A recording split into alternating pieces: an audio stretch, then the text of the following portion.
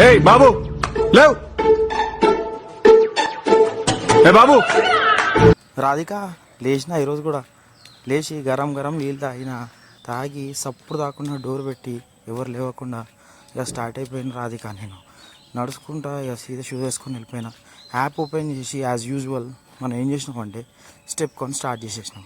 ఇది ఎందుకంటే జర ఎన్ని స్టెప్స్ వచ్చినా అక్యురేట్గా చెప్తుంది విత్ లొకేషన్.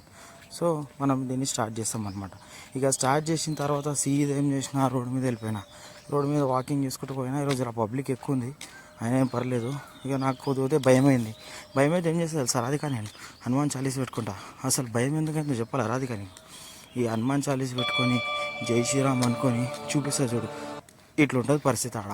ఇట్లా చల్లగా చీకటి ఏం తెలియదు. ఇగో ఇలాంటి హారర్ సాంగ్స్ వినిపిస్తుంటాయి. ఏం చేయాలి రాధిక, పోవాలి కదా తప్పదు. ఇక పోతూ ఉంటాయి చల్లగా చీకట్లా. పోయినా కొద్దిగా గింతుంటుంది డార్క్గా. ఇక రిటర్న్గా ఇంటికి వచ్చినప్పుడు ఇక ఫైనల్గా మనం ఏం చేస్తామంటే మన అప్లికేషన్ క్లోజ్ చేసుకొని ఎంత కిలోమీటర్ తిరిగినంటే ఈరోజు 10 కిలోమీటర్ తిరిగిన రాధిక. నేను డైలీ 10 మాత్రం పక్కా కొడతాను. ఇక నేను ఏం చేసిన డీటెయిల్ చెప్తాను చూసినా.